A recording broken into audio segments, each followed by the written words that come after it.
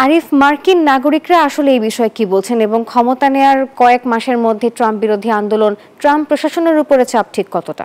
এখানে কয়েকটি বিষয় কিন্তু বলতে হবে। প্রথম যে বিষয়টি স্পষ্টভাবে বলতে হবে, এখানে প্রধান এখন বিরোধী দল কমলা হ্যারিস এই বিক্ষোভ যে চলছে সেখানে সেখানে কিন্তু সে সমর্থন দিয়েছে।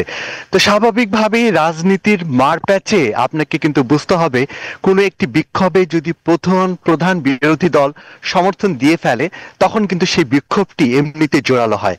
এখানে কিন্তু ডোনাল্ড ট্রাম্পের অনেকগুলো পদক্ষেপের ব্যাপারে যারা কট্টর মার্কিনী রয়েছেন তারা কিন্তু একমত পোষণ করেছেন এবং ডোনাল্ড ট্রাম্পের অনেক পদক্ষেপকে কিন্তু অনেকে সন্তুষ্ট প্রকাশ করেছেন, আবার অসন্তুষ্টিও রয়েছে।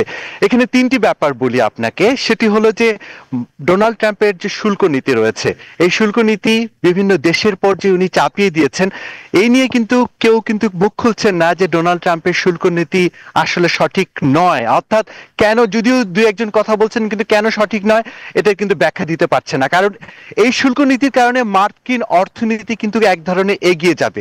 এখন আসেন অভিবাসন নিয়ে।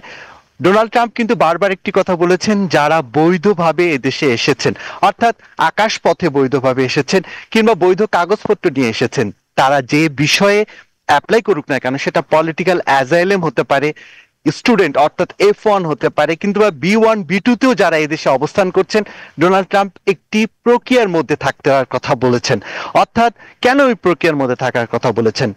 কারণ এর আগেতে বিগত সরকার অর্থাৎ জো বাইডেন সরকার যে ছিল, সে আইবিপি যে প্রক্রিয়া ছিল, অর্থাৎ মেক্সিকো বর্ডার সহ বিভিন্ন বর্ডার দিয়ে যে অভিবাসীরা এমনিতেই এদেশে প্রবেশ করেছে, অর্থাৎ তারা বায়োমেট্রিক দিয়ে এদেশে প্রবেশ করেছে এবং তারা বিভিন্ন ধরনের কর্মকাণ্ডে এখানে অবদান রাখছে, কিন্তু সেখানেও কিন্তু অনেক ধরনের অপরাধ সংগঠিত হয়েছে। এই অপরাধ সংগঠিত হওয়ার কারণে এবং বিভিন্ন এই প্রক্রিয়া নিয়ে উনি কিন্তু ত্রুটির কথা বলেছেন এবং ত্রুটিকে ঠিক করার বিষয় কিন্তু উনি পদক্ষেপ নিচ্ছেন। এখন আসেন বিভিন্ন জায়গায় যে মার্কিন বিক্ষোভ হচ্ছে, এর অন্যতম কারণ হিসেবে আমরা সংবাদকর্মীরা মনে করছি এই নাগরিক জীবনযাপনে মার্কিনীদের বড় ধরনের প্রভাব পড়েছে।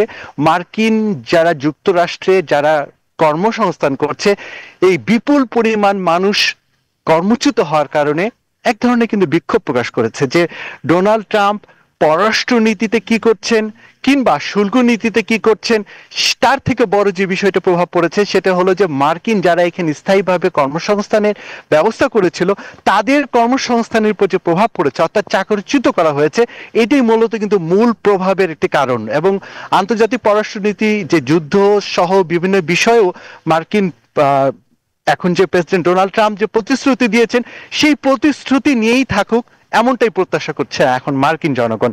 এই ছিল এখানকার খবর। আরিফ, ধন্যবাদ আপনাকে। অনেক বিষয় আসলে জানা গেল আপনার কথার মাধ্যমে।